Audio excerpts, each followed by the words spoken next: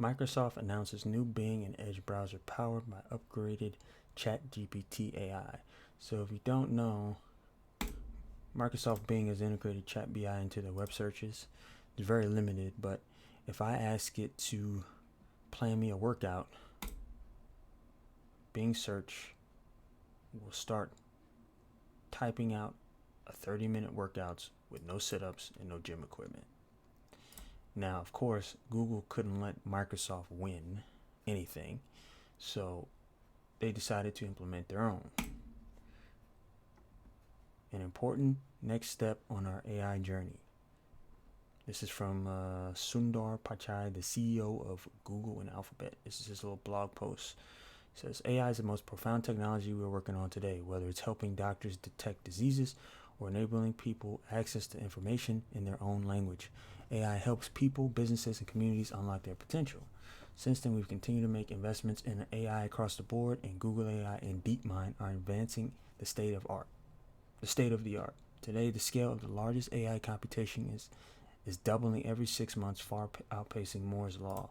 The Moore's law is just the observation that transistors doubles, the number of transitions doubles every 2 years. It's a projection. It's not necessarily a law. It's just a projection based on data and time and experience. Now, so Google's AI is called Bard. Introducing Bard. It's a really exciting time to be working on these technologies as we translate deep research and breakthroughs into products that truly help people. That's the journey we've been on with large language models. 2 years ago, we unveiled next-generation language and conversation capabilities powered by our language model for dialogue applications, or Lambda for short. We have been working on an experimental conversational AI service powered by Lambda that we are calling Bard. So far, they've opened it up to trusted testers ahead of making it more widely available to the public in the coming weeks. So if you see this little clip here, this little GIF, they're kind of showing what it does. Now, apparently, this GIF, the information the AI gave, was wrong. So they had to try. So if you try to go on YouTube and find this presentation, it's been taken down. And they are initially so now they're gonna roll it out slowly with the lightweight model version. I think they're doing that so they don't freak their beta testers and potential donors out. So bringing the benefits of AI into our everyday products. We have a long history of using AI to improve search for billions of people. BERT, one of our first transformer models, was revolutionary in understanding the intricacies of human language. BERT can pick out key moments in videos and provide critical information, including crisis support in more languages. So this is basically BERT. If you look closely, if you search a video and it pulls up key moments, that's what BERT does. Basically, it learns what parts of the video people skip to or watch the most, and it segments them to make it easier to watch what you need and find what you need. So that's BERT. When people think of Google, they often think of turning to us for quick factual answers, like how many keys does a piano have? So now they're saying like people use searches to more define their search. So they'll ask, is a piano or a guitar easier to learn, and how much practice does it need? So Google is trying to make people's search lives easier, or lazy people more lazy, as I like to say. So soon you'll see AI-powered features in search that distill complex information in multiple perspectives into easy-to-digest formats, so you can quickly understand the big picture and learn more from the web, whether that's seeking out additional perspectives like blogs or steps to become a beginner. These new features will begin rolling out on Google Search soon. So that's Google's AI. Now, China is not going to let the United States get ahead on this AI thing. So Baidu leaps to 11th month high as it reveals plans to launch ChatGPT style Ernie bot. So Baidu, I hope I'm saying that name right, is basically China's Google, and they got their own ChatGPT style search engine called Ernie. Now, the company said in a statement that its AI chatbot AI chatbot project will likely complete internal testing in March before being made public, and that it will be named ErnieBot in English, or I'm going to say WI in Chinese. I'm not going to try to pronounce that. Ernie stands for Enhanced Representation Through Knowledge Integration. Baidus said, describing it as a large language model that was first introduced in 2019. What distinguishes Ernie from other language models is its integration of extensive knowledge with massive data, resulting in exceptional understanding and generational capabilities. I can only imagine like how limited China's Google search is at already, and you train an AI to basically be like 10 times worse. That's going to be interesting.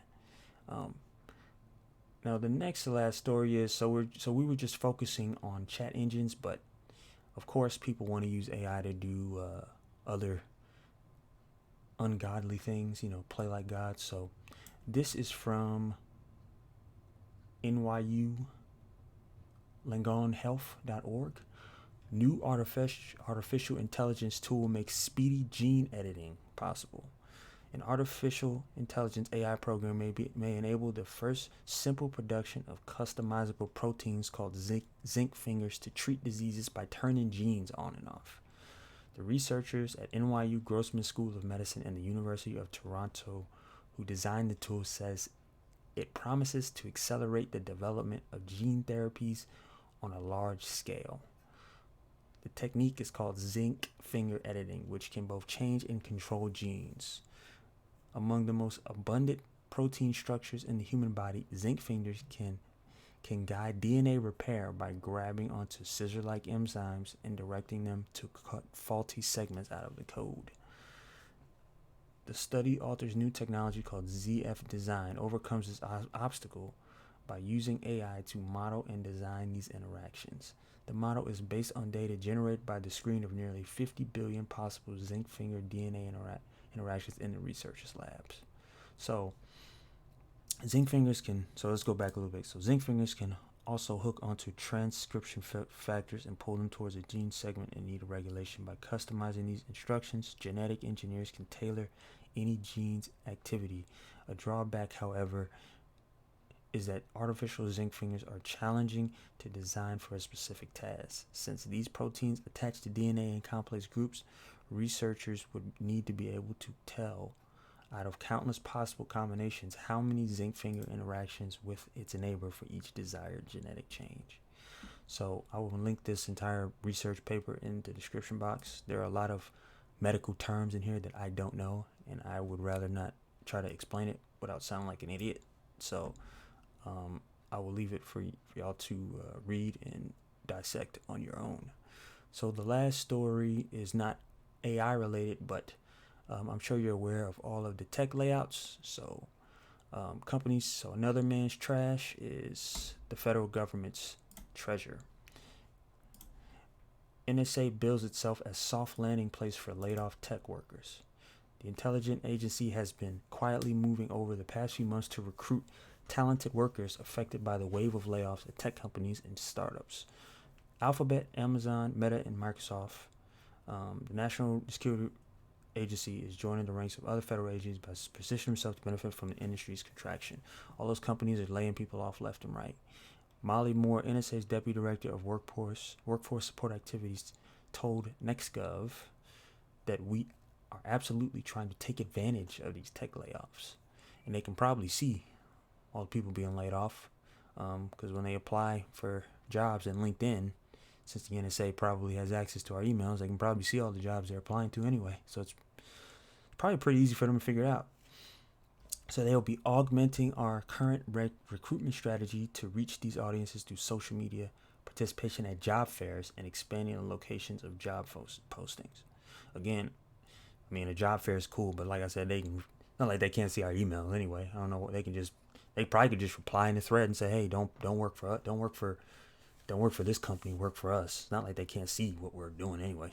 So we are at an inflection point where cybersecurity is a national imperative. I'm glad that the NSA has finally decided that cybersecurity is important. And they have taken upon that by hiring companies from hiring former employees from big tech. Maybe they'll actually figure out the dark web this time. Who knows? So here's kind of like how they're doing it. Obviously, they're using Twitter. So somebody tweeted like, "So who is hiring in tech right now? What are you hiring for?" Asking for several tens of thousands of people. And Rob Joyce, who is the director of cybersecurity, says, "Hey, we're hiring a wide array of opportunities across cybersecurity, capability development, and SIGINT must get a clearance. This is an amazing stable opportunity that is now a priority. Hit me up, and I'll get in touch to discuss and navigate the process." And of course, somebody asked, "Are they remote?" They said no. Major needs in Maryland and San Antonio, Texas. This guy wants to apply from India. He said, "Sorry, U.S. citizenship is a requirement." I don't know. I just find that funny. But that's it. That's all I want to discuss. Those are the only topics. We got an AI arms race going on between big tech in the United States and China. We got people trying to splice genes up and use AI to fix diseases, allegedly. It's going to be very interesting. 2023 should be interesting to see how fast these AI technologies come out and how fast government agencies are pulling people from companies to push their safety concerns or other issues. We'll see. So that's it. If you're interested in the streaming PCs, I build streaming computers. Check them out. If you had a hard time focusing on this video, it's a lot of information. Check out TriMaster Focus. There's a link in the description box. You can get a discount, save some money on those $20 a carton eggs. And I also upload these videos to Odyssey. I just started this, so give me a follow if you don't want to give YouTube your attention, or you don't want to waste your bandwidth on YouTube. That's it. Peace out.